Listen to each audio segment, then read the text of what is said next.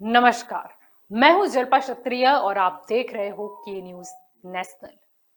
आने वाले कुछ समय में ही 5 राज्यों में चुनाव होने हैं।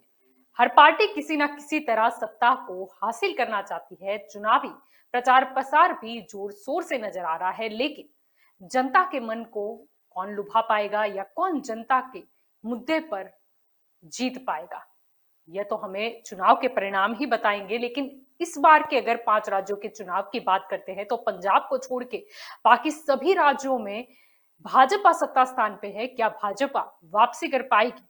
पंजाब की बात करें तो पंजाब में अभी तो जंग आम आदमी पार्टी और कांग्रेस के बीच नजर आ रही है। तो क्या कांग्रेस अपना गढ़ बचा पाएगी?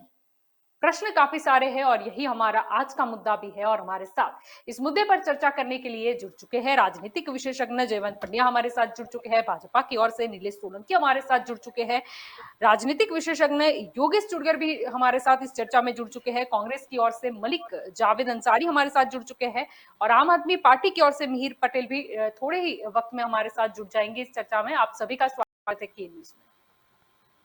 आपसे यहाँ पर योगेश जी आना चाहूंगी। अगर 5 राज्यों के चुनाव की अगर हम बात करते हैं तो पंजाब को छोड़कर बाकी 4 राज्य की बात करें तो अभी बीजेपी वहां पर सत्ता स्थान में है।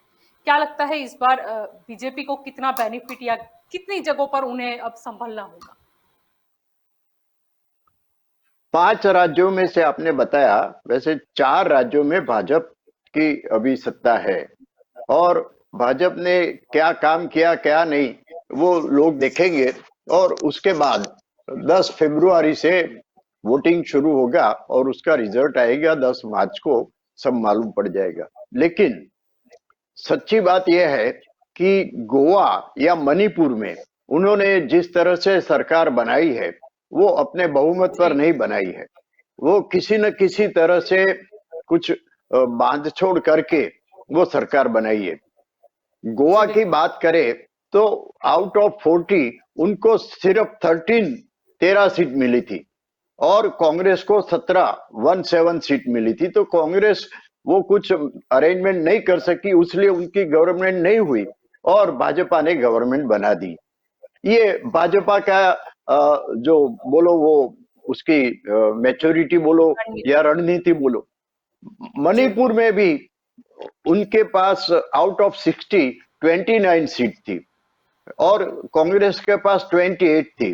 दोनों कुछ न कुछ अरेंजमेंट करके गवर्नमेंट बना सकते थे, लेकिन कांग्रेस वहां पर भी फेल हुई और भाजपा ने एक गवर्नमेंट बना दी। ये भाजपा का वो एक रणनीति है। आप उत्तराखंड की बात करो या यूपी की बात करो तो वहां तो उनको क्लियर मेजोरिटी मिली थी। यूपी में तो आउट ऑफ 403 325 सीट मिली थी, वहां का तो कोई सवाल नहीं था। इस तरह से उत्तराखंड में आउट ऑफ 70 उनको 56 सीट मिली थी। तो ये भाजपा को उस टाइम तो ठीक से प्रजा का आशीर्वाद मिला था, लेकिन आज की तारीख में कितना आशीर्वाद मिलता है वो एक देखने की बात है। और अगर पूरे बहुमत नहीं भी मिलता है तो भी भाजपा सक्षम है कैसे भी गवर्नमेंट बनाने में। ये हकीकत हमने पहले देखी हुई है और कई जगह पर छोटे छोटे म्युनिसिपल कॉरपोरेशन हो या पंचायत हो, वहां पर भी ये लोग ऐसा कर सकते। कांग्रेस इस बारे में बहुत पीछे है। इतने 125 इयर्स ओल्ड पॉलिटिकल पार्टी ये रणनीति नहीं अपना सकती। वो कांग्रेस की वीकनेस है और अभी कांग्रेस इस तरह से पीछे रह गई है कि सिर्फ पंजाब में उनकी गवर्नमेंट है और वहां पर भी गवर्नमेंट किस तरह से चल रही हमने देखा। कैप्टन अमरिंदर सिंह के नाम पर चुनाव जीता था, लेकिन कैप्टन को निकाल के चन्नी साहब को बनाया। अभी चन्नी साहब को सीएम बनाया, बाद में जाखड़ उनका एक स्टेटमेंट आया है कि उनको 42 सपोर्ट मिला था, फिर भी उनको सीएम नहीं बनाया और चन्नी को बनाया। ये कांग्रेस का पुराना रंग ढंग है। पंडित नेहरू और सरदार पटेल की बात करें, लेकिन वो अभी स्थान पर नहीं है, लेकिन ये पंजाब में अभी देखा गया। और आज पंजाब का इलेक्शन एकदम नजदीक में है, फिर भी वो उनके सीएम का चेहरा कौन होगा वो डिक्लेयर नहीं कर सके। आज शाम को होने वाला था, अभी मेरे पास कोई समाचार नहीं आया है कि कोई चेहरा आया या नहीं, लेकिन अभी वो डिसाइड नहीं कर सके कि चन्नी साहब को रिपीट करना है या सिद्धू जी को लाना है या और कोई नया चेहरा आता है। तो वहां के 117 सीट में से भाजपा को तो सिर्फ 3 सीट मिली थी।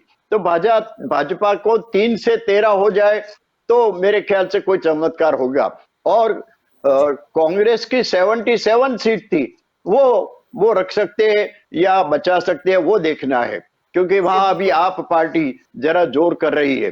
तो पंजाब का चित्र अभी क्लियर नहीं है। वो 10 फरवरी से इलेक्शन शुरू होगा और 10 मार्च में हमको मालूम पड़ जाएगा।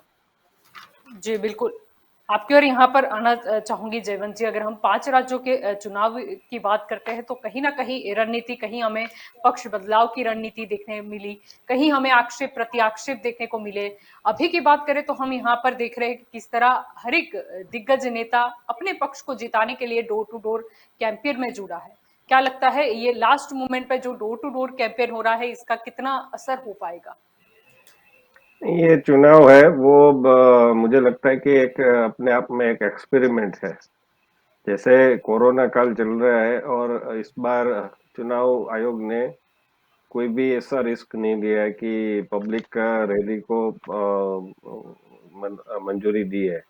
लेकिन 1,000 लोगों के लिए मंजूरी दी है अभी हाल में जो उनका निर्णय हुआ उसमें।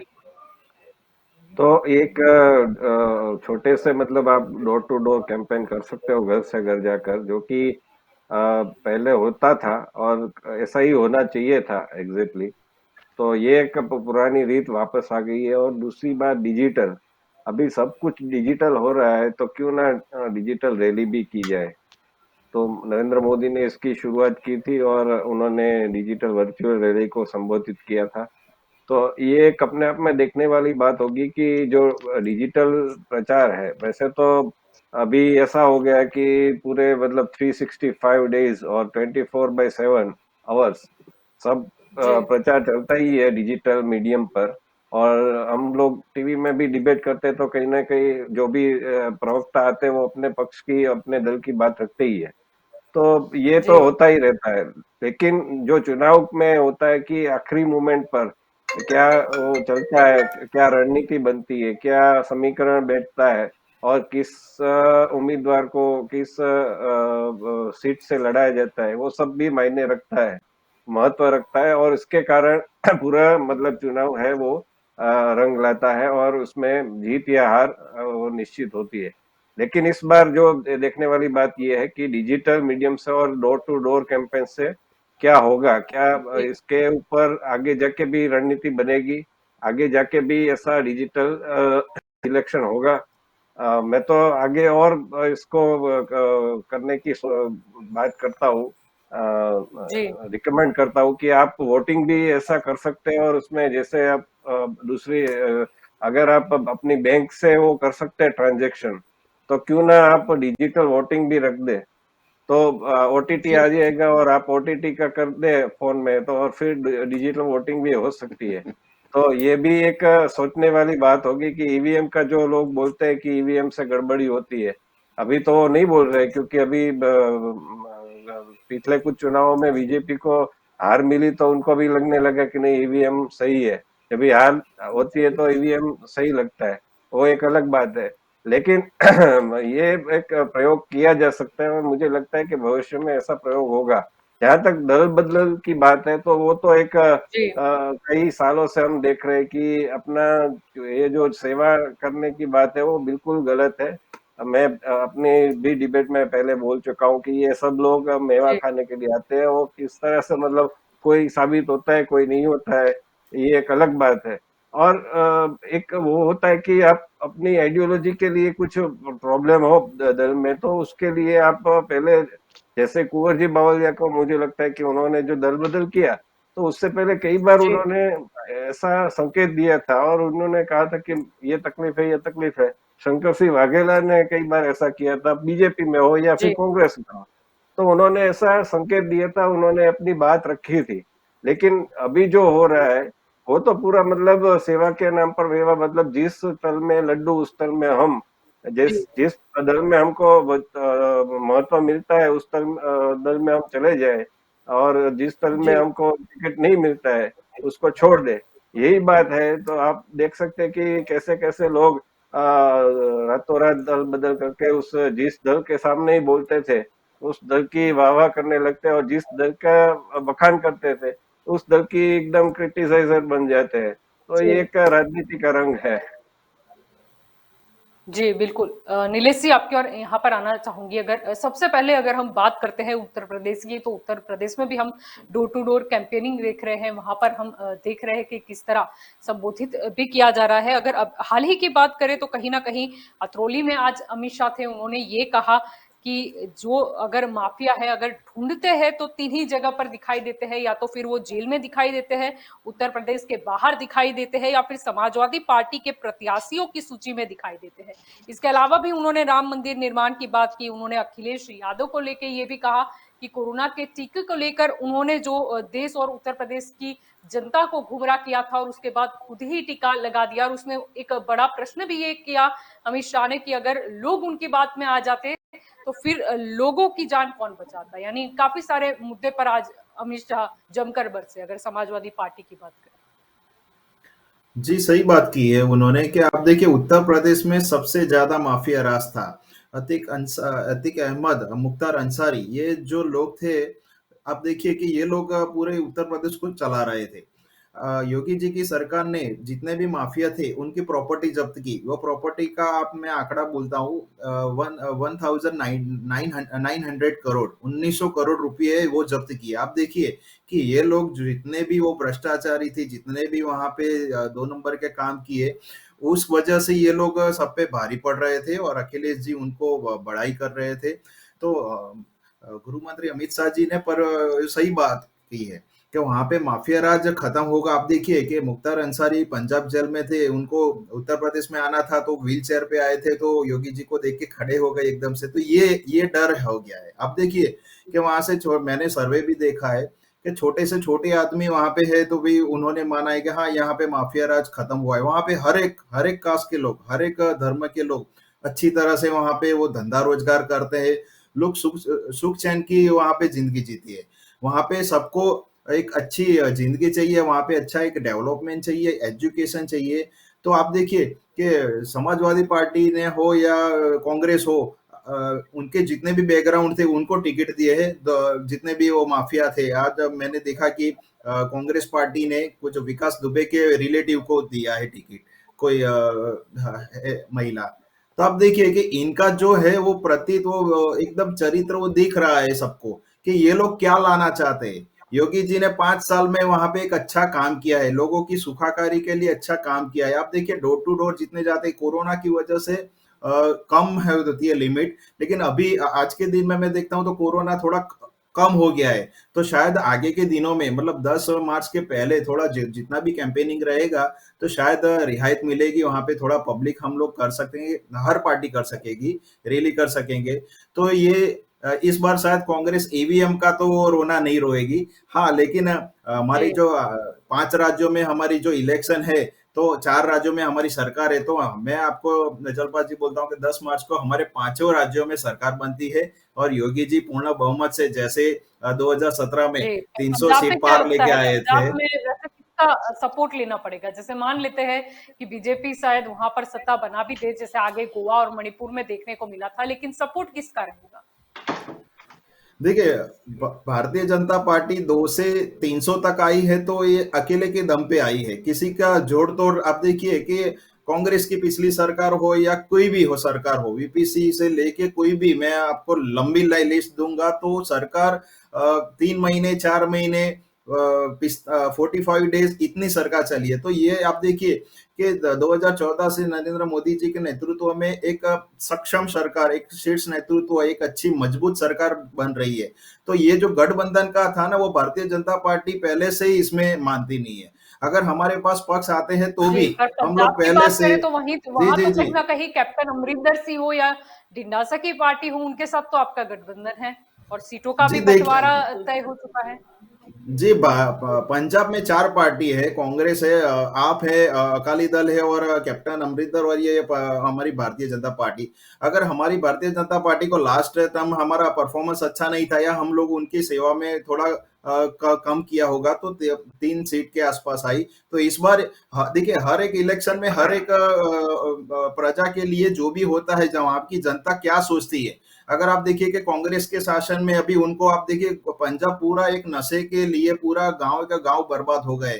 सबसे पहले उसको नशे से मुक्त करना है। वहां पे पंजाब की सुरक्षा, एक हमारा सरहदी इलाका होता है, तो वहां पे वो पंजाब को फ्री करना है, वो देश की सुरक्षा को भी ध्यान में रखता है। तो वहां की प्रजा क्या सोचती है वो देखना है। अगर इस बार लास्ट टाइम फिर भले ही चन्नी जी की सरकार थी या कैप्टन अमरिंदर जी की सरकार थी, लेकिन इस बार ऐसा होता है कि भारतीय जनता पार्टी को पूर्ण बहुमत मिल सकता है। और आप देखिए कि कैप्टन अमरिंदर जी को जितने वोट मिले थे, जो सीएम का फेस थे, आज कांग्रेस पार्टी ने उनको तुरंत निकाल दिया। और तो ऐसा है कि वहां पे सिद्धू जी बहुत अच्छा काम कर रहे हैं। शायद मैं तो समझता हूँ कि सिद्धू जी की बात अगर इमरान खान समझते तो इमरान खान को वो संदेशा दे सकते हैं कि भाई हमारे इंडियन आर्मी को मारना बंद करे और ये ऐसे ही गोलियां ना चलाए। तो ये उनका थोड़ा दोस्ताना बहुत अच्छा है। तो ये देश के लिए खतरा है। और आगे के दिनों में भारतीय जनता पार्टी हर एक स्टेट में जो 5 चुनाव 5 स्टेट में जो आ रहे हैं, वहां पे इलेक्शन जीतेगी और पूर्ण बहुमत से सरकार बनाएगी। जलपा जी।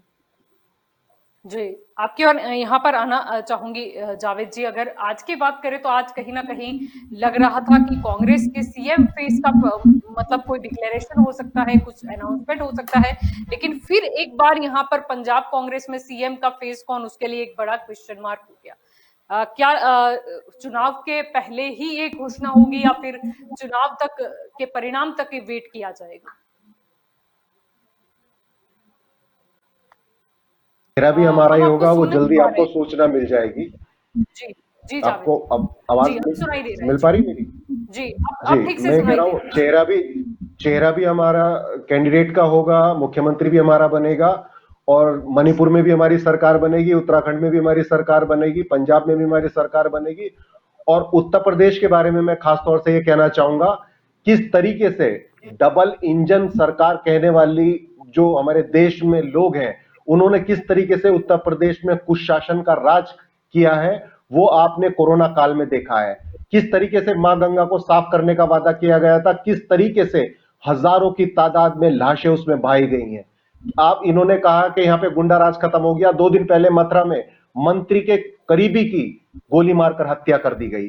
किस तरीके से जिला पंचायत चुनाव में जब महिलाएं अपना नामांकन दाखिल करने जा रही थी, किस तरीके से उनकी साड़ियां खींची जा रही थी। और आज ये आलम है उत्तर प्रदेश में, बिजनौर हो, मुजफ्फरनगर हो, मेरठ हो, हापुड़ हो, जालौन हो, उरई हो, मथुरा हो, सब जगह से बीजेपी के लोगों को खदेड़ा जा रहा है, वहां से निकाला जा रहा है, वहां से भगाया जा रहा है। यहां तक कि उप मुख्यमंत्री को भी वहां से भगाया गया। आज भाजपा के कुशासन से पूरा देश त्रस्त हो चुका है। कल हमारी सरकार ने, जो केंद्र में शासित कर रही है, उसने बजट पेश किया। आज द प्रिंट में खबर छपी है कि इस बजट को पूरा करने के लिए मोदी सरकार 14.5 लाख करोड़ का लोन लेने जा रही है। हमारे देश की अर्थव्यवस्था को कितना नष्ट किया है, आज पूरा देश नहीं, पूरी दुनिया जान चुकी है। नीलेश भाई ने कहा कि सिक्योरिटी का मामला है, पंजाब बॉर्डर स्टेट है, बिल्कुल मैं सहमत हूं। सिक्योरिटी सबसे पहले अपने देश की सुरक्षा होनी चाहिए, लेकिन मैं उनसे कहना चाहता हूं, अरुणाचल प्रदेश में 2 गांव बसा लिए है चीन ने, हमारे लोगों को किडनैप चीन की आर्मी कर रही है, लद्दाख में पुल बना लिया है, पेंगोंग लेक चीन के कब्जे में है, वो सुरक्षा कहां है आपकी? चीन पे आपकी क्यों चुप्पी साध लेते हो आप? और योगेश भाई जो हमारे विशेषज्ञ हैं, उन्होंने बताया था कि कांग्रेस की रणनीति कमजोर है। इलेक्शन के बाद जो चुनाव होते हैं उसमें जो रिजल्ट आता है, सरकार बनाने में कांग्रेस की रणनीति कमजोर है। मैं योगेश भाई आपको कहना चाहूंगा, हमारी रणनीति बिल्कुल कमजोर नहीं है, हम संविधान में विश्वास करते हैं।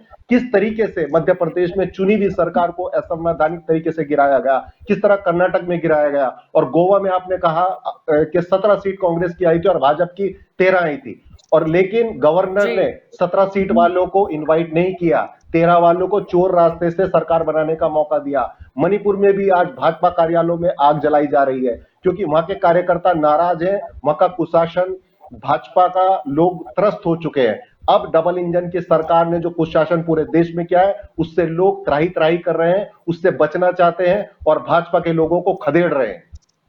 जलपा जी। जी, लेकिन जावेद जी आपको नहीं लगता, क्योंकि भाजपा की चलो आप बात कर रहे हैं, लेकिन पंजाब में देखा जाए तो आम आदमी पार्टी जो पिछले चुनाव में भी सेकंड लीड पे थी और अभी तो काफी एक्टिव नजर आ रही है, और उन्हें शायद लगा कि शायद जनता को तभी अगर कोई ना कोई अगर टीम का कैप्टन नहीं दिखाया तो जनता विश्वास नहीं कर पाएगी कि आखिरकार नेतृत्व किसका होगा या कौन लेगा वो फैसला जनता के हित में। इसलिए उन्होंने भगवत मान को अपने सीएम चेहरे के रूप में प्रस्तावित कर दिया और भगवत मान अपनी तैयारियों में भी लगे हुए हैं। वो लोगों के मुद्दे को लेकर भी काफी पंजाब में गंभीर नजर आ रहे हैं। आपको नहीं लगता कि कांग्रेस भी अगर शायद एक फेस दिखा दे तो शायद जनता को लगे पंजाब को कि नहीं, अब अगर हमने मत दिया इस पार्टी को तो ये जो पर्सन है वो मुख्यमंत्री के तौर पे आएगा और इनके जो भी अनुभव या नेतृत्व है उसका लाभ हमें मिलेगा। सर्वे कराया जा रहा है जलपा जी पूरे पंजाब में, कौन मुख्यमंत्री होगा, चन्नी जी होंगे, सिद्धू जी होंगे, या कोई और होगा या कोई और नहीं होगा।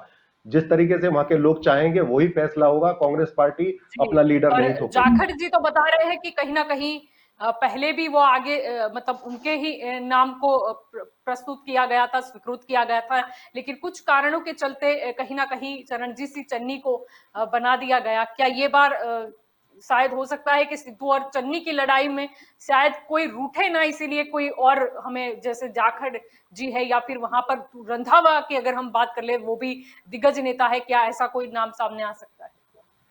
जो भी होगा बहुत अच्छा होगा, पंजाब के हित में होगा। पंजाब लोगों के वो पंजाब के हित का कार्य करेगी। हमने आपको बताया कि सर्वे हो रहा है, तो सर्वे का परिणाम आने दीजिए, आपको चेहरा भी मिल जाएगा, मुख्यमंत्री भी मिल जाएगा। और 77 सीट हमारी पिछली बार आई थी, अब की बार 90 पार करेंगे हम। जी, आपकी और यहाँ पर मिहिर जी आना चाहूंगी।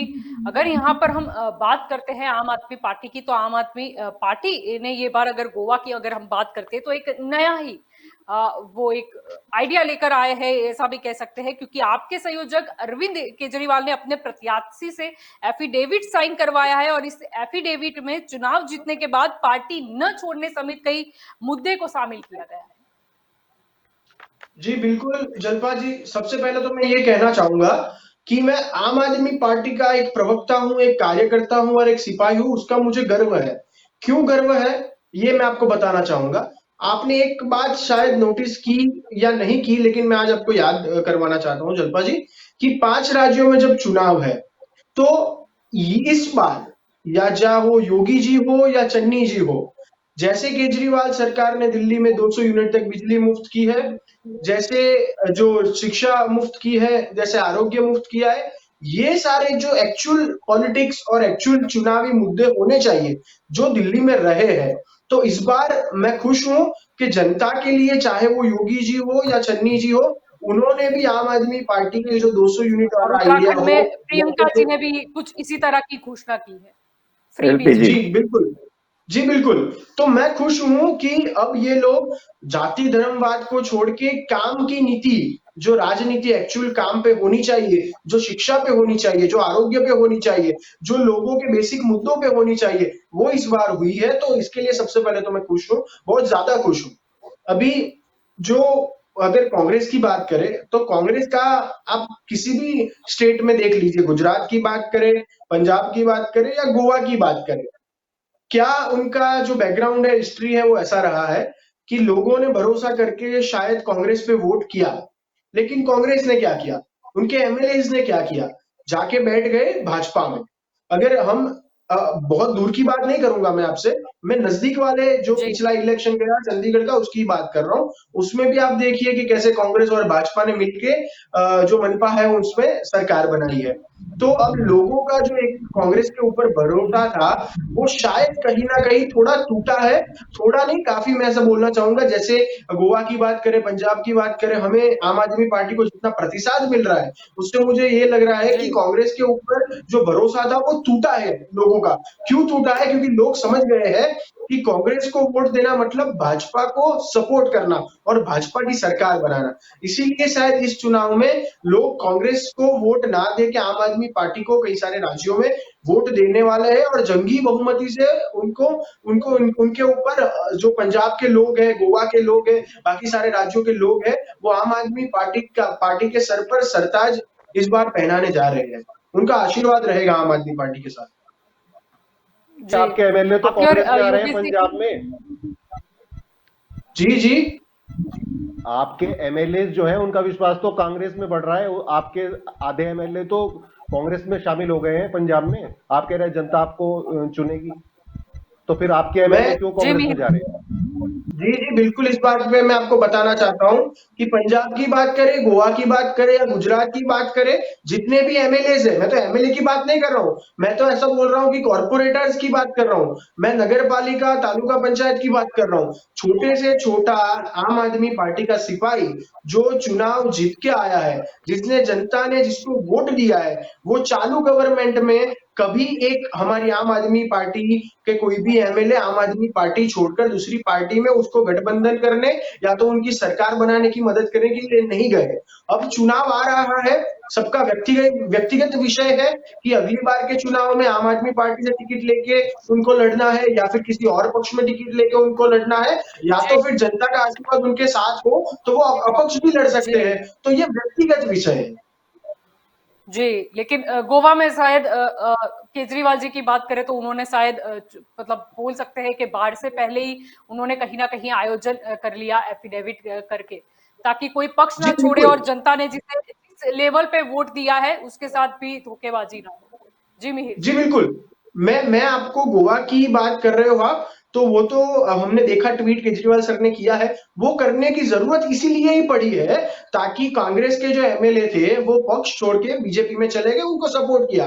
अभी जनता के मन में ये सवाल था कि हम आम आदमी पार्टी को वोट देंगे, आम आदमी पार्टी को सपोर्ट करेंगे, तो कहीं आम आदमी पार्टी जी के विधायक भी दूसरी पार्टी में ना चले जाए। इसके लिए अरविंद केजरीवाल सर ने सबको ये गारंटी के साथ कहा कि ये लीजिए, मैं आपको भरोसा दिलवाता हूँ एफिडेविट के साथ कि हमारे एमएलए सिर्फ और सिर्फ हमारे विधायक सिर्फ और सिर्फ आपकी सेवा में रहेंगे, किसी पक्ष में जाके नहीं बैठ जाएंगे। और जगपा जी एक और बात मैं आपको ऐड करना चाहूंगा जी कि सिर्फ विधायक जी नहीं, अगर आप गुजरात की बात करते हैं तो गुजरात के छोटे से छोटा कार्यकर, गोवा का छोटे से छोटा कार्यकर, पंजाब का छोटे से छोटा कार्यकर भी खुद जाके अपने सुपीरियर अपने सीनियर को एक एफिडेविट देता है कि मैं कार्यकर के बतौर मैं पार्टी नहीं छोड़ूंगा, मैं पक्ष नहीं छोड़ूंगा। ऐसा कार्यकर, छोटे से छोटा कार्यकर भी ऐसा एफिडेविट दे रहा है, भरोसे के साथ दे रहा है।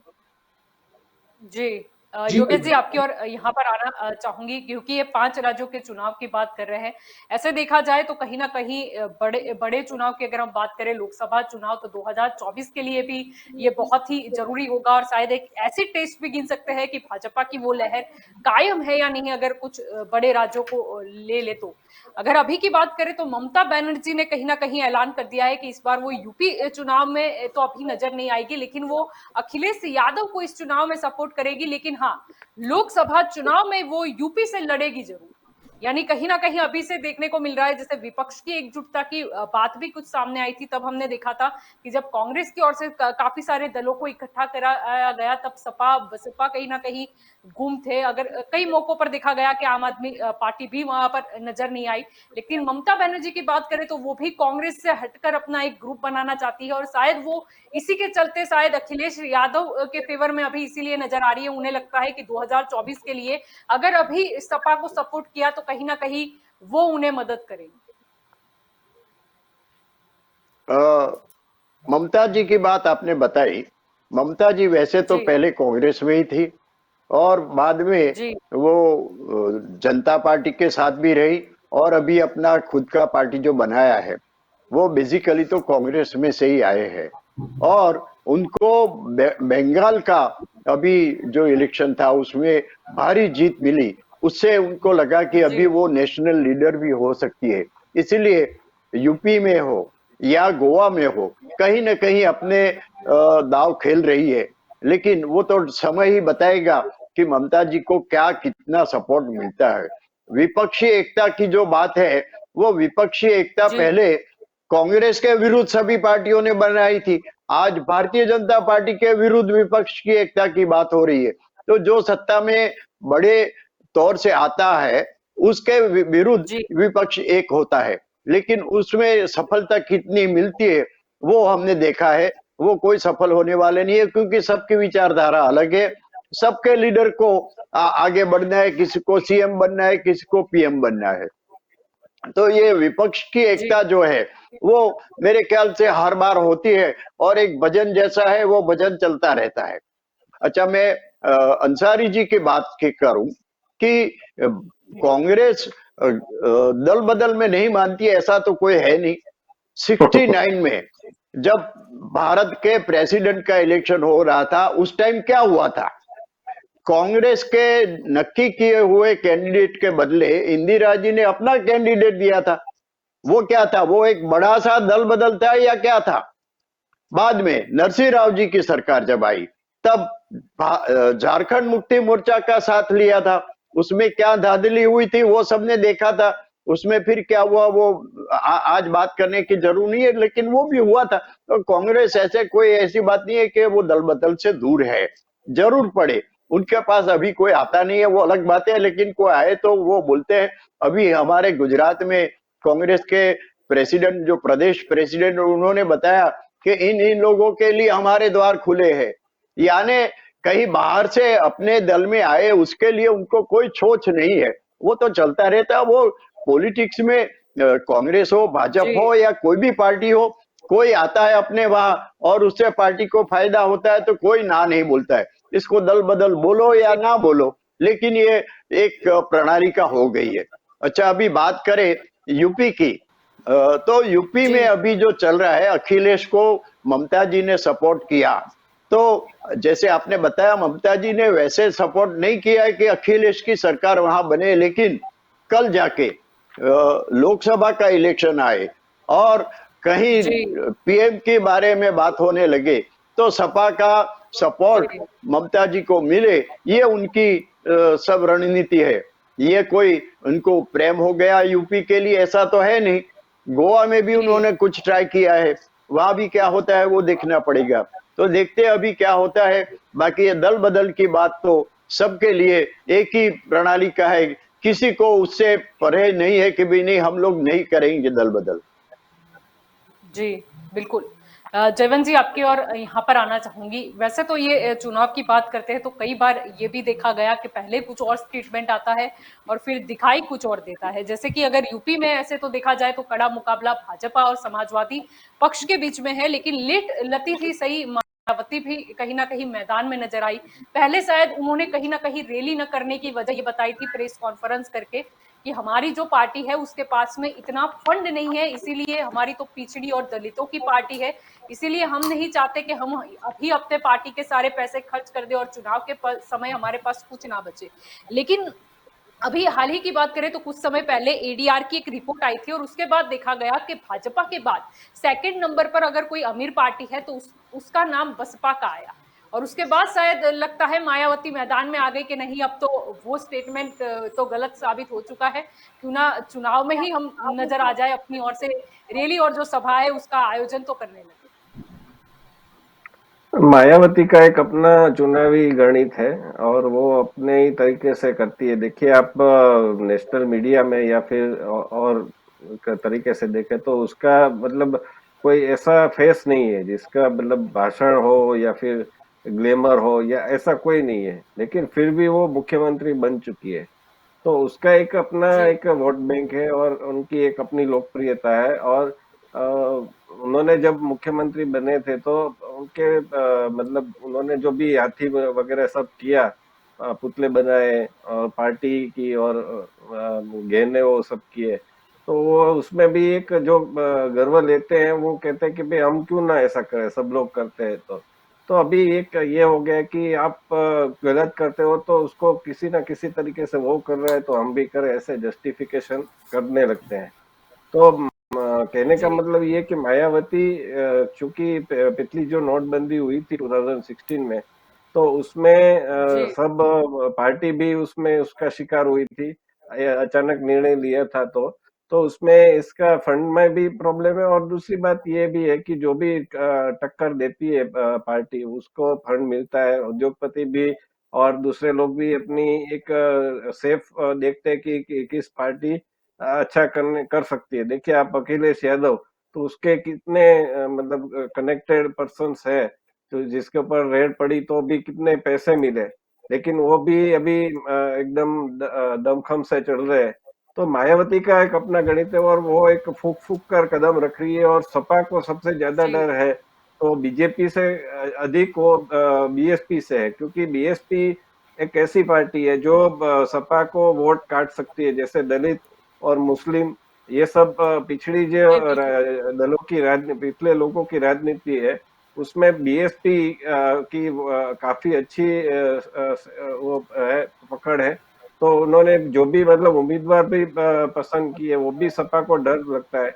तो मुझे लगता है कि मायावती अंडर करंट मतलब उसको नजरअंदाज नहीं किया जा सकता है। जी बिल्कुल नीलेश जी आपके और यहाँ पर आना चाहूंगी। अगर हम अभी की बात करते हैं, अगर हम गोवा पे आ जाते हैं, तो कहीं ना कहीं गोवा की बात करें तो बीजेपी ने अपनी उपलब्धि तो गिनाई है, वहां पर गोल्डन गोवा की भी बात रखी गई है। इसके अलावा ये भी एक स्लोगन दिया गया कि कांग्रेस के लिए मतलब गांधी परिवार के लिए गोवा है वो छुट्टियों बिताने की एक जगह है। यानी गोल्डन गोवा और कांग्रेस के परिवार वाला गोवा, ऐसा वहां पर कुछ चुनने के लिए कहा है कि आप जनता को कि आप चुने कि इन दोनों में से आपको क्या चाहिए। जी, सही बात की है कि गांधी परिवार, मैं खुद एक बार गोवा से आ रहा था तो दिग्विजय सिंह मुझे रास्ते में एयरपोर्ट पे मिले थे, वास्को इंटरनेशनल एयरपोर्ट पे। तो ये सही बात है कि वो लोग ये गोवा में आते हैं। बाकी मनोहर पारीकर जी ने वहाँ पे इतने अच्छे काम किए हैं कि मैंने देखा है वहाँ पे। ऐसे मैंने भारतीय नागरिक तरफ से मैं बोल रहा हूँ, कार्यकर्ता की तरफ से नहीं, कि वहाँ पे हर एक घर में, कि हमारे वो बड़े भाई बोलते थे वहाँ पे, लोकल में है वो बड़े भाई बोलते कि हमारे घर बड़े भाई आए। मतलब जैसे हमारे गुजरात में मोदी जी का हर घर में एक नारा था, ऐसे मनोहर पारीकर ने वहाँ पे बहुत अच्छा काम किया है। बहुत डाउन टू अर्थ हो के वहाँ पे छोटी छोटी गलियां में भी स्कूटर लेके वो घूमे हैं। तो वहाँ पे उन्होंने बहुत अच्छा काम किया है। इसी वजह से प्रमोद सावंत जी को भी एक फायदा मिला और प्रमोद सावंत जी भी अच्छा काम कर रहे हैं। तो अब देखिए कि कांग्रेस की एक निष्फलता है कि वहां पे अगर बाकी के स्टेट में भी वो बहुमत में आती है तो सरकार नहीं बना पाती। और अंसारी जी को मैं बोलना चाहता हूं कि राज्यपाल सबको इनवाइट करते हैं सरकार बनाने के लिए। तो ऐसा नहीं कि कोई किसको इनवाइट करेंगे वो उसको ही वो पार्टी बनाएंगे, वो सबको इनवाइट करते हैं। जिसके पास बहुमत होगा वो सरकार बनेगी, वो संविधान के हिसाब से होता है। अंसारी जी, तो आपके लिए मैं बोल रहा हूँ। बाकी प्रमोद सावंत जी बहुत अच्छा काम कर रहे हैं। आप देखिए कि वहां पे अभी आम आदमी पार्टी भी है, ममता बनर्जी भी है। जी तो भारतीय जनता पार्टी एक अच्छे मुकाम पे है। और आज भारतीय जनता पार्टी किसी के साथ कंपटीशन नहीं करना चाहती। वो अपने जो एजेंडे थे, आप देखिए कि मोदी जी के जो एजेंडे थे, राम मंदिर हो, 3 तलाक हो, 317 हो, जितने भी हमारे एजेंडे थे वो हम लोग क्रॉस करने, मतलब हमारे पास अभी सेंट्रल में 7 साल पूरे हुए, हम लोग 8 साल अभी चल रहे हैं। फिर भी हमारे जितने भी राष्ट्रीय थे, जितने भी स्टेट के जो जो एजेंडे थे, वो हम लोग बहुत नजदीक जा रहे हैं।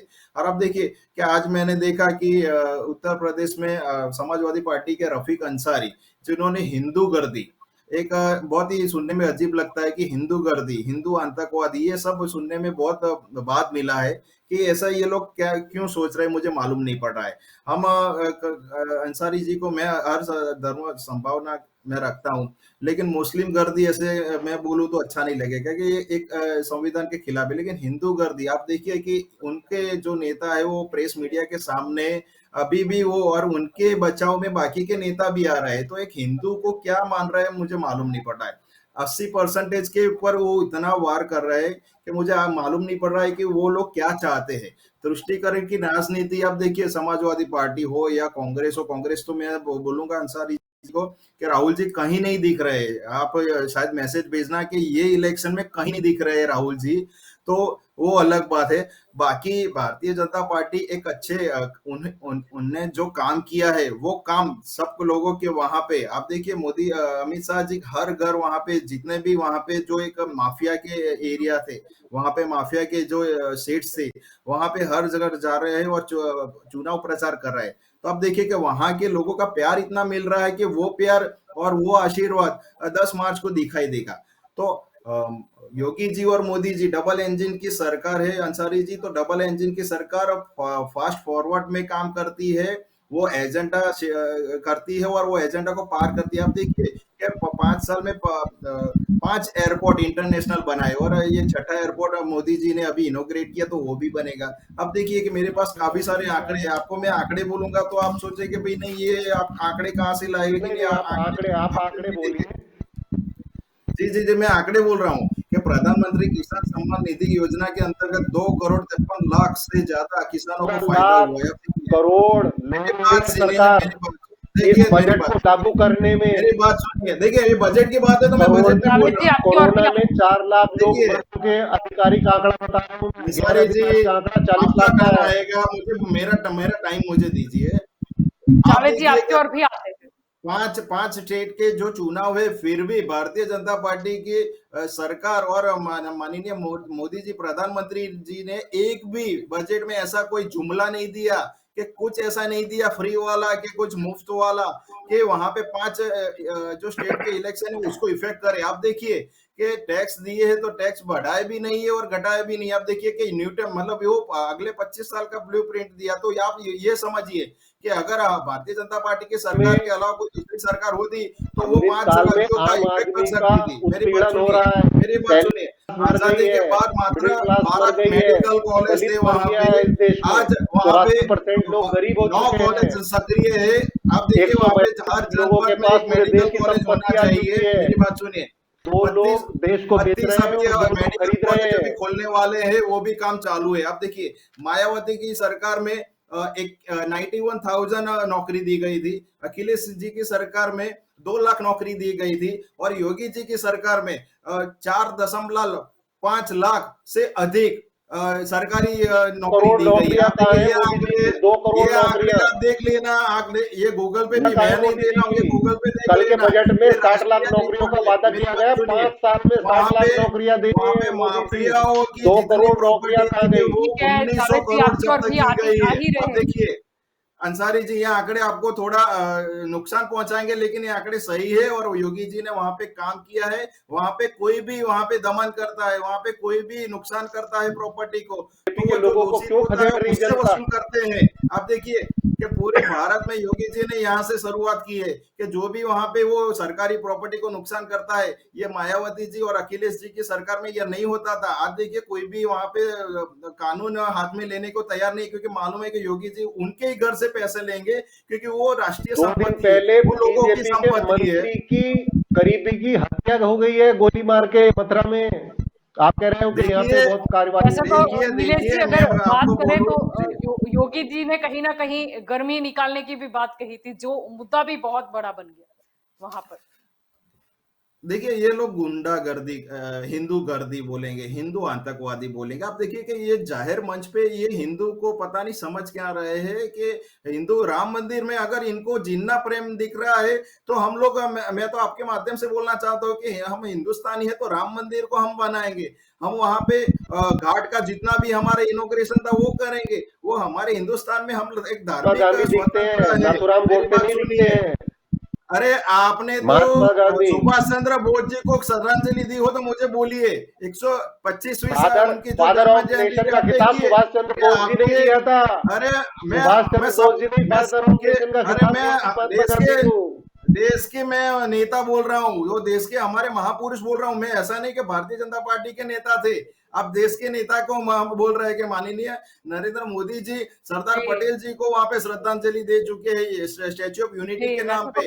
आप जिन्ना देखिए अडवाणी जी सरदार के एक साथ पटेल अच्छे, जी कीजिए, को आपका बताया मार्गदर्शन है कि मंडल प्यार में हो या 7 साल कुछ से भी बैठे हो। हैं वो। ठीक है, आगे बढ़ाते हैं डिबेट को। ठीक है, आपकी और यहाँ पर जावेद जी आना चाहूंगी। अगर हम उत्तराखंड की बात करते हैं तो ये भी देखा गया कि कांग्रेस ने अपना घोषणा पत्र आज जारी किया, प्रियंका गांधी ने। उन्होंने वहां पर ये कहा कि पहले साल 100 यूनिट तक बिजली फ्री दी जाएगी और अगले साल 200 यूनिट बिजली फ्री दी जाएगी। उसके अलावा उन्होंने कहा कि 5 लाख गरीब लोगों को हर साल 40,000 रुपए दिए जाएंगे, 4 लाख युवाओं को रोजगार दिए जाएंगे। जो घोषणा पत्र में लिखा है वो हमारा संकल्प है, वो पूरा किया जाएगा। हम भाजपा की तरह नहीं है कि 2 करोड़ लोगों को रोजगार का वादा करते हैं और 60 लाख 5 साल में नौकरी देने का संसद में झूठ बोला जाता है। किस तरीके अंसारी से जी पेगासस सरकार में तो सॉफ्टवेयर वही पर है। संसद में झूठ बोला, कोर्ट में झूठ बोला, और ये कह रहे हैं कि यहाँ पे आंकड़े मेरे को सुना रहे थे। मैं कल का ही आंकड़ा लोगों बता रहा हूँ, दूर नहीं जा रहा हूँ लोगों को मैं। आशीर्वाद तो कल लाइए। बजट पेश हुआ है, आज सरकार कह रही है 14 लाख करोड़ कर्ज लेगी इस बजट को पूरा करने के लिए। देश किस स्थिति में पहुंच गया है नीलेश जी, पता है आपको? नहीं पता है। 1,42,000 लोग यहाँ पे 3 करोड़ युवा, करोड़ जीएसटी देश से में आए 3 हैं। करोड़ युवा रोजगार और नौकरी की तलाश किसी कर को रहे टैक्स हैं। पे इसमें 1% भी टैक्स ज्यादा नहीं किया है। जो न्यूट्रल था वही चलाया हुआ है। मोदी जी की सरकार ने फिस्कल एक भी डेफिसिट टैक्स ज्यादा नहीं लिया है। 6.4% बढ़ गया है। हमारा देश इतिहास में सबसे पैंडेमिक बड़ा कर्जदार हो गया है। युवा पैंडेमिक जो है पैंडेमिक आज था, फिर आपको भी हमारा खदेड़ देश रहे हैं। अच्छी वो तरह से इसीलिए बाहर खदेड़ रहे हैं आने क्योंकि लगता आप है। रोजगार देने में विफल हो। लोगों को आपके नौकरियां टाइम नहीं के है। आंकड़े दो ना लोगों मुझे। के छोटे दुकानदारों की दुकानें बंद हो गई हैं आपके राज्य में, उत्तर प्रदेश में। जो आज की आत्मभारत, स्थिति है, 5 आत्मनिर्भर, करोड़ से ये ज्यादा सब नाम लोग सुना नौकरी होगा की आपने। तलाश कर रहे हैं। आज हमारे देश में आप छोटी सुई बनाते थे, आज हमारे वहां मिसाल बन रही है, तो बन रही है। आप देखिए मोदी जी के बनाई शासन वो, में आपने बनाई वो, आत्मनिर्भर बन रहा है। आपकी सरकार हम ने लोग खुद बनाई का वो, बनाया हुआ आपकी खुद सरकार ले ने बनाई सकते वो। थे। आप देखिए ये पहले से बन रही है, कांग्रेस ने सब डीआरडीओ कांग्रेस ने बनाया, जहाँ पे बन रही है। क्यों उसको मोदी मेंटेन तो नहीं बाहर किया? बिल्डिंग ताले पे लग कलर गए कर थे, देते हैं। ताले लग गए थे। क्यों डीआरडीओ उसको किसने मेंटेन नहीं बनाया? किया? क्यों मेंटेन नहीं किया उसको? मेंटेन नहीं मोदी किया। जी ने उसको आपने बजट काट दिया। अफगानिस्तान की बूस्टर तालिबान डोज को दिया 200 है। करोड़ का बजट में प्रावधान किया गया है। आपने नीलेश जी, क्यों प्रॉपर्टी संभाली नहीं? क्यों उसको ताले लगवा दिए? पिछले आपके साल मैनेजमेंट 350 जीरो करोड़ था। तालिबान को दिया गया, इस बार 200 करोड़ तालिबान को दे रहे हैं मोदी जी। हमारे देश का आपकी पैसा आपकी तालिबान पार्टी को, जिसको प्राइवेट योगी जी लिमिटेड कहते हैं, पार्टी है, एक तालिबान ही को ओनर मिसाइल है। मार देंगे। जी ठीक है, हम यहाँ पर तालिबान को याद नहीं करेंगे, पाकिस्तान को तो बिल्कुल ही याद नहीं करेंगे। जी आप बजट कुछ की कहना बात कर रहा चाहते हूँ हैं? जलपा जी। जी बजट में मिहिर जी आप प्रावधान है कुछ कहना 200 चाहते करोड़ का। हैं? जी जी बिल्कुल, मैं जी अभी मिहिर जी। बजट की बात जी बजट की बात तो मैं अभी करना नहीं चाहता क्योंकि हमारा मुद्दा अलग है। लेकिन एक जी बात बड़े दावे के साथ और बड़ी खुशी से मैं ये कहता हूँ कि आज सारे हिंदुस्तान की, सारे भारत की जनता, सारे भारत के आम आदमी हमें जी भर के और बड़े दिल से आशीर्वाद दे रहे होंगे आज, क्योंकि आम आदमी पार्टी ने दिल्ली में एक शुरुआत की, सबके मुद्दे को साथ लेके, तब जाके पंजाब की बात हो या बाकी कई राज्यों की बात हो, वो सारे घोषणा पत्रों में आज बिजली की बात हो रही है, आज शिक्षा की बात हो रही है, आज आरोग्य की बात हो रही है। तो वो सारे सामान्य परिवार के लोग हमें जी भर के आशीर्वाद दे रहे होंगे आज, और बहुत खुश हो रहे होंगे आम आदमी पार्टी की सरकार के ऊपर। मैं ये कहना चाहता हूँ कि आज पंजाब में चन्नी जी, अगर सोच लीजिए कि चन्नी जी आज अभी 200, 300, 400 यूनिट बिजली फ्री करने का वादा कर रहे हैं, तो सरकार तो उनकी ही थी, क्यों नहीं दे पाए बिजली? क्यों नहीं दे पाए मुफ्त शिक्षा? क्यों नहीं दे पाए सवाल रोजगारी? है मीर बेरोजगारों भाई, आपसे सवाल है। दिल्ली में आपने शिक्षा की बात की, कितने कॉन्ट्रैक्ट टीचर को आपने पक्की नौकरी दी? जरा आंकड़ा बता दीजिए मुझे बस। मैं सिर्फ आपको एक जी ही मिहिर आंकड़ा बताना चाहूंगा सर। कितने दो कितने आंकड़े मैं कॉलेज आपको बनवाए, बताना वो चाहूंगा। आंकड़ा बता दीजिए मुझे। कितने जी, कॉलेज दो बनवाए? दो आंकड़े मैं सिर्फ आपको बताना चाहता हूँ। दो आंकड़े मैं सिर्फ आपको बताना चाहता हूँ। पहला आंकड़ा ये है कि जीडीपी की अगर मैं बात करूं, तो जीडीपी के अगर बात करते हैं तो दिल्ली पूरे इंडिया में नंबर 1 रैंक पर है। ये नीति आयोग की रिपोर्ट है। दूसरी बात, शिक्षा की बात करें और आरोग्य की बात करें, तो सबसे अच्छी शिक्षा अगर सरकारी स्कूलों में कोई राज्य देता है तो वो दिल्ली सरकार है। और आरोग्य की बात करें तो आरोग्य भी सबसे अच्छा दिल्ली सरकार दे रही है। ये भाजपा के, मतलब केंद्र में तो भाजपा की सरकार है, नीति आयोग तो केंद्र सरकार का होता है, तो ये रिपोर्ट जो है वो नीति आयोग के है। उससे भी ऊपर मैं ये कहना चाहता हूँ, हमारे लिए जनता ने हमें आशीर्वाद दिया। हमारे, एक मिनट सुन लीजिएगा, टीचर को सर, आपने 2 परमानेंट मिनट किया, वो 2 मिनट आंकड़ा सुन पूछा है लीजिए, मैंने आपसे। सुन लीजिए सर, सुन लीजिए, 2 मिनट सुनने की क्षमता रखिए, 2 मिनट। हमारे मुद्दे और हमारा काम इतना अच्छा है, ये इसका सर्टिफिकेट हमें आपको क्यों नहीं देना पड़ता है, वो मैं आपको बताता हूं। क्योंकि आपका जो शीर्ष नेतृत्व है, वो आज घोषणा पत्र जाहिर करता है, वो आज घोषणा पत्र अनाउंस करता है, तो उसमें आम आदमी पार्टी के कामों की और आम आदमी पार्टी की विचारधारा की झलक और काम नीति की झलक जो है वो आपके घोषणा पत्रों में आज दिखाई दे रही है। आज से पहले कभी कांग्रेस ने या तो भाजपा ने आज से पहले कभी भी इतने यूनिट बिजली मुफ्त देने की बात नहीं की है। अपने किसी भी घोषणा पत्र में ऐसी कोई घोषणा नहीं की है कि इतने यूनिट बिजली मिहिर फ्री देंगे, मिहिर पर जी, आज पूरे देंगे, आज भारत देने में की घोषणा 80 कर रहे हैं करोड़ से और आज ज्यादा देने लोगों को की आज देने का माननीय वादा कर नरेंद्र रहे हैं। मोदी जी ने ये साबित करता निःशुल्क है में कि अनाज आम दिया आदमी है। पार्टी को जनता का पेंडेमिक सपोर्ट में कितना मिला है। 80 ये करोड़ साबित करता है पूरी कि दुनिया की कांग्रेस सबसे बड़ी कर योजना सकती थी। थी, मिहिर जी, कांग्रेस 7,000 कर करोड़ सकती क्यों थी। मांगने पड़े सेंट्रल गवर्नमेंट से? मुझे बोलिए, आप नहीं अच्छी तरह बताया चलाते आपने हैं दिल्ली कितने तो। सरकारी टीचर उसका कॉन्ट्रैक्ट जवाब टीचर देता को हूँ। ये भाजपा ये बता भाजपा के दीजिए प्रवक्ता को जवाब देता हूँ। एक एक 7,000 करके करोड़ सवाल क्यों पूछिए, मैं दिए? सबको जवाब दूंगा। एक एक करके सवाल पूछिए, सबको जवाब मिलेगा। एक एक नहीं करके प्लीज। नहीं, आप दिल्ली चला रहे हो ना, तो सवाल तो मिलेगा ही आपको।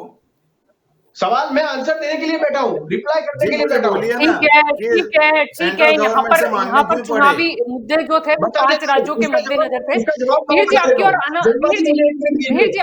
जलपा मिहिर जी जी एक आपकी मिनट ओर दीजिए, यहाँ मेरे पर आना भाजपा के चाहूंगी। प्रवक्ता का पंजाब जवाब की देना है जो मुझे। बात करें तो कहीं ना कहीं आम आदमी पार्टी भगवंत मान को जिनको सीएम का चेहरा बना चुकी है, उन्होंने भी कहा था कि मतलब जबकि विपक्षी दल उन्हें काफी मतलब कॉमेडियन कह के चिढ़ाते थे, ऐसा तंज कसते थे, वैसा भगवंत मान ने खुद कहा।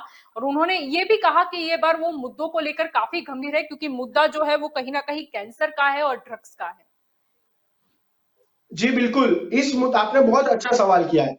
भगवत मान जी तो बहुत बड़े लेवल पे है, लेकिन आम आदमी पार्टी के अरविंद केजरीवाल सर की भी बात करें तो पहली बार अरविंद केजरीवाल सर ने जो गारंटी कार्ड दिया था, जो घोषणा पत्र दिए थे, उसमें ये सारी चीजों का उन्होंने जिक्र किया था। तब भी लोग ऐसा ही मजाक, ये कांग्रेस और भाजपा ऐसे ही मजाक उड़ाते थे कि ये तो पॉसिबल ही नहीं है देना, ये तो करेंगे कैसे, ये वो। अगर तो फिर जब केजरीवाल सर ने ये सब करके दिखाया तो उनकी हंसी एकाएक रुक गई। अगर मैं मेरी पर्सनल बात करूं तो मैंने भी चुनाव लड़ा है। जब मैं चुनाव मैंने अपना फॉर्म भरा चुनाव के लिए, जब मैं चुनाव लड़ रहा था, लोग मेरे पर भी हंस रहे थे। जब मैं रैली निकाल रहा था, जब मैं डोर टू डोर कैंपेन कर रहा था, लोग मेरे पर भी हंस रहे थे। लेकिन भाजपा और कांग्रेस की बोलती तब बंद हो गई कि आपकी इतने डिपॉजिट सालों में जब्त हो जो गई थी। भाजपा, मैं बोल दूं, मैं आपकी अपनी बात बोल दूं, आपकी अपनी बात डिपॉजिट बता जब्त दूं, हो गई थी। अपनी बात बता दूं सर, मैं आती मेरी हूँ पर्सनल नीलेष बात जी कर रहा हूँ, आपकी बात और। बता दूं, नीलेष जी आपका समय बात रहा, बता आपकी दूं। ओर भी आएंगे। जी मिहिर जी। जी, जी। शुक्रिया जलपा जी। मैं मेरी बात कर रहा हूँ, जब मैंने चुनाव लड़ा था तो मैं बता दूं कि भाजपा इतने सालों में जो लीड से जीत रही थी, वो लीड उनकी टूटी है मेरे इलाके में। और कांग्रेस की डिपॉजिट जब्त हुई है, मैं कितने मेरी बात वोट कर रहा मिले हूँ। थे? कांग्रेस कितने के वोट मिले एमपीओ थे? की डिपॉजिट जब्त हुई है। कांग्रेस अरे के आपके जो आपके पार्टी में नेता उनकी है, डिपॉजिट, कार्यकर्ता है ही नहीं, आपको कार्यकर्ता मैं ढूंढने बोल दूं पड़ेंगे। सर, मैं बोल दूं, नहीं, आप मैं ऐसे बोल दूं कि आपके गुजरात की प्रश्न बात का गलत उत्तर मत दूंगा। बोलिए। बोलिए, आप बोलिए। मैं आपके प्रश्न आप का गलत उत्तर, बोलेंगे तो मैं आप मुझसे बोलूंगा। सवाल करें मैं उत्तर दूंगा। आप जी सवाल बोलिए करें मैं उत्तर मिहिर जी। दूंगा। जी बताइए, आप सवाल करें मैं आपके उत्तर दूंगा। आपकी डिपॉजिट जब्त हुई ठीक थी। है, हम यहाँ पर 5 राज्यों के मेरी चुनाव नहीं को हुई है। मद्देनजर चर्चा कर कितने रहे थे। वोट मिले थे? जी। 8,000 वोट मिले ठीक है, हैं, यहाँ दिव्य पर हम भास्कर, किसी कौन से? मतलब जिसने मीडिया डिस्कशन ने में कवर नहीं किया है। जाना चाहते। वो केंद्र उस पर जयवंत जी दिखाना। आपकी और यहाँ पर आना चाहूंगी। यहाँ अभी पर हम दिखा 5 सकता हूँ, राज्यों के चुनाव अभी की दिखा बात कर सकता रहे हूँ। थे। क्या लगता है किसकी सरकार किस राज्य में बन सकती है, या फिर कड़ा मुकाबला जो देखने को मिल सकता है? क्या ये बार कुछ गठबंधन हमें अलग सा नजर आएगा? क्योंकि गोवा और मणिपुर की बात करें तो यहाँ पर तो पहले से वहां पर फिक्स नहीं है, क्योंकि गोवा की बात करें तो ये बार तो आम आदमी पार्टी भी काफी वहां पर एक्टिव मोड में नजर आ रही है, और साथ ही टीएमसी भी कहीं ना कहीं है, क्योंकि टीएमसी का भी मकसद यही है कि कैसे भी करके जहां पर कम सीटें हैं वैसे वाले राज्य में कैसे भी करके अपने पैर जमाना, ताकि उन्हें सीधा जो बेनिफिट है वो लोकसभा चुनाव में हो जाए।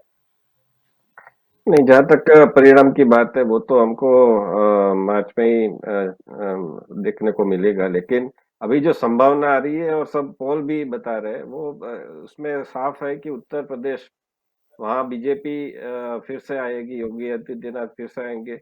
इसका कारण है डेवलपमेंट और इनकाउंटर, और जो भी माफिया राज है उन्होंने जो भी मतलब संपत्ति है वो भी जब्त की, और वहाँ पर सरकारी जमीन है वो भी वापस ली, सीए में जो भी मतलब किया, तो उस सब वजह से, और मोदी जी की उन्होंने जो केंद्र सरकार ने उन्होंने वहाँ पर जो भी डेवलपमेंट कार्य किए, काशी विश्वनाथ हो, एम्स हो आदि सब कुछ, और इसके सामने एक दूसरे जो विपक्ष है, वो मैं हमेशा कहता हूँ कि आप कांग्रेस इतने साल क्यों जीतती रही, उसका कारण है कि उसके सामने जो विरोधी दल थे वो बिखरे हुए थे।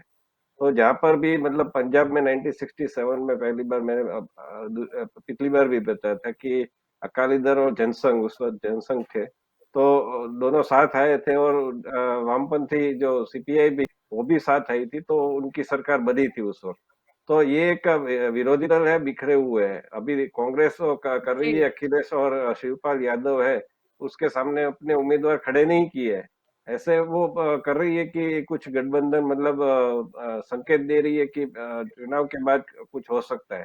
लेकिन प्रियंका वाड्रा है और राहुल गांधी है, दोनों की जो मतलब बीच बीच में वो निष्क्रिय हो जाते हैं चुनाव के दौरान। प्रियंका वाड्रा भी अभी निष्क्रिय हो गई थी, लड़की हूँ लड़ सकती हूँ, अच्छा स्लोगन दिया, लेकिन फिर वो कहाँ पर जी चली गई मालूम नहीं है, फिर से वो वापस आ गई। और जो पोस्टर गर्ल बनाई थी वही विरोध कर रही है। तो ऐसे बहुत सारे, जी आरपीएन सिंह है वो बीजेपी में आ गए। तो ऐसी बहुत सारी घटना उत्तर प्रदेश में कांग्रेस के लिए नेगेटिव पॉइंट है। सपा एक कड़ा मुकाबला दे रही है, लेकिन मैंने जैसे कहा कि रणनीति है वो रंग लाएगी, बीएसपी है वो वोट काटेगी। और पंजाब की बात करें तो पंजाब में भी कांग्रेस है जी वो एक बिखरा हुआ दल है। जैसे हम देख सकते हैं कि चन्नी है और सिद्धू दोनों के बीच में टकराव चल रहा है। और अभी जो जगमोहन कांग है वो भी उसको छोड़ के चले गए आप में।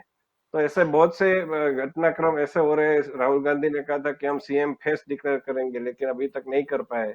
और इसके लिए भी वो आपकी रणनीति अपना रही है, आपने जैसे वो किया, तो इस तरह से वहां पर आप वो मजबूत दिख रही है। गोवा है, गोवा में बीजेपी का हैंड है वो अपर है, उसका हाथ हम जी सबको ये ऊपर लग रहा है।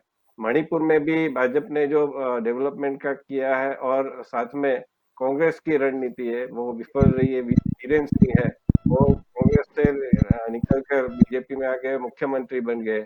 और कांग्रेस ने वहां पर अपनी पुरानी रणनीति अपनाई है, जैसे कम्युनिस्ट पार्टी हो और जनता दल सेक्युलर हो, इसके साथ गठबंधन किया है। तो और उत्तराखंड में देखे तो वहां पर भी हरीश रावत है, वो नाराज चल रहे हैं। तो जी और हरक सिंह रावत को फिर वापस ले लिया गया है। तो ये सब बातें ऐसी बातें बता रही है कि पंजाब को छोड़कर बीजेपी का हाथ है वो अपर लग रहा है कि उसके फेवर में रिजल्ट आ सकते हैं। लेकिन हालांकि अभी ये कहना बहुत ही जल्दी होगा, क्योंकि इस बार मैंने जैसे कहा कि इस बार चुनाव की जो प्रचार की पद्धति है वो बदल गई है, डिजिटल हो गई है। और रैली का एक अपना एक असर होता है कि मोदी जी तो जी रैली में और जो भी मुद्दे उठाते हैं वो मुद्दे फिर वो एजेंडा बन जाते हैं, और विपक्ष है, विरोधी दल है, वो भी उस एजेंडा पर फिर आ जाते हैं। तो इस बार ऐसा जी कुछ ग्राउंड पर देखने को नहीं मिल रहा है, किसी की साफ लहर देखने को नहीं मिल रही है। लेकिन ये जो संभावना है उसके ऊपर मैंने ये बात कही है।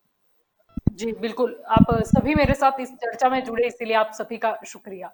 तो दंगल देश का में आज का हमारा मुद्दा था कि जिस हिसाब से पांचों राज्यों में चुनाव हो रहे हैं, शोर नजर आ रहा है, लेकिन सत्ता किसे मिलेगी ये तो जनता अपने मतों से तय करेगी। लेकिन इसके बाद देखना होगा कि इन पांच राज्यों में कितना विकास होता है या कितना ये राज्य देश के अर्थतंत्र में अपनी जो सहायता है या सहयोगिता है वो दे पाता है।